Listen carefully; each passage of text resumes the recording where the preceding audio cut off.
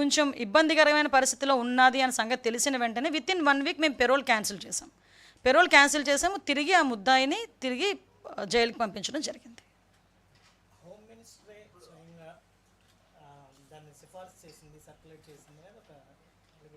ఎవరున్నారు?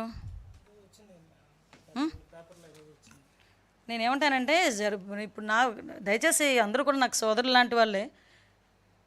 పెరోల్ ఎలా వచ్చింది ఏమొచ్చిందన్న పోస్ట్ మార్టం కన్నా ఆ వెనకాతలు జరుగుతున్న సిచ్యువేషన్ గురించి పోస్ట్ మార్టం చేసుంటే మీకు బాగుండేది, నాకు బాగుండేది. ఇప్పుడు ఫర్ ఎగ్జాంపుల్ అంతవరకు సిచ్యువేషన్స్ నిన్న మొన్న కొన్ని సోషల్ మీడియాస్లో హల్చల్ చేసినాయి. హూ ఈజ్ దట్ ఫెలో, ఆవిడ ఏంటి బ్యాక్గ్రౌండ్ ఏంటి, ఆవిడ ఏం చేస్తా అంది. సో నేనేమంటానంటే పెరోల్ అన్నది నేను డెఫినెట్గా చెప్తున్నానండి. పెరోల్ విషయంలో ఎలా వచ్చింది ఏంటన్నది నేనైతే డెఫినెట్గా మేమైతే మా ఎంక్వైరీ రిపోర్ట్ మాకు వస్తుంది, దాని మీద అయితే మేము ఎంక్వైరీ చేస్తున్నాం, అది పక్కన పెట్టండి. కానీ ఇమీడియట్గా మేము స్పందించి మాత్రం పెరోల్ క్యాన్సిల్ చేసి మళ్ళీ తిరిగి మేము లోపల తీసుకొచ్చి పెట్టాం. కానీ ఒకటి చెప్పండి.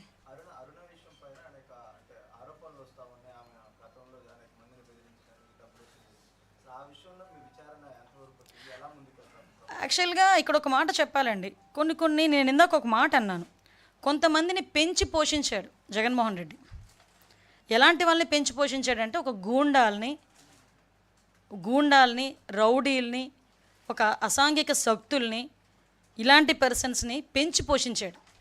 ఆ పెంచి పోషించడానికి కారణంగా ఈరోజు వాళ్ళు ఏమనుకుంటున్నారంటే ఇదే అప్పుడున్న పందానే ఇప్పుడు కూడా కొనసాగుతుంది అని వాళ్ళు ఆలోచించుకుంటున్నారు.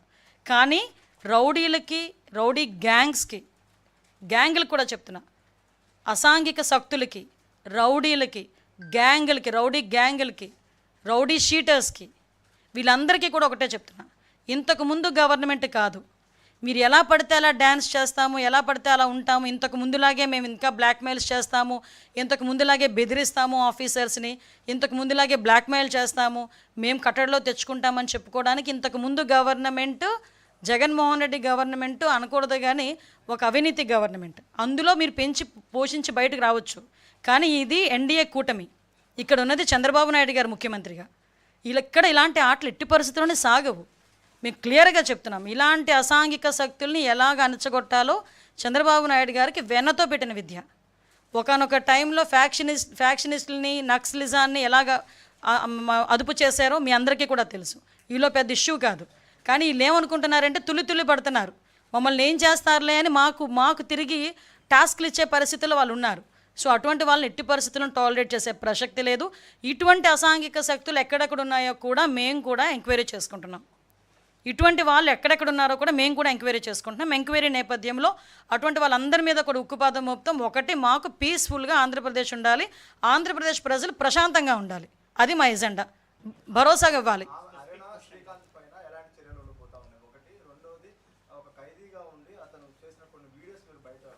ఎస్ ఏమంటే దీని మీద క్లియర్ కట్గా ఇన్ఫర్మేషన్ అయితే తెప్పించుకుంటున్నాము. ఎంక్వైరీ అయితే వేసాము, ఎంక్వైరీ రిపోర్ట్ అయితే రెడీగా ఉంది, వాళ్ళు కూడా ఇవ్వడానికి సిద్ధపడ్డారు. విషయం ఏంటంటే వాట్ ఎవర్ ఇట్ మేబీ, అతను హాస్పిటల్కి వెళ్తున్నప్పుడు, మన ఈ వీడియోస్ వచ్చినవి కూడా, అతను ఏదో హాస్పిటల్కి వెళ్తున్నప్పుడు ఇది యాక్సిడెంట్ జరిగింది. యాక్సిడెంట్ నేపథ్యంలో అతను ఒక హాస్పిటల్లో జాయిన్ అయ్యారు అన్నది వచ్చిన ఇన్ఫర్మేషన్.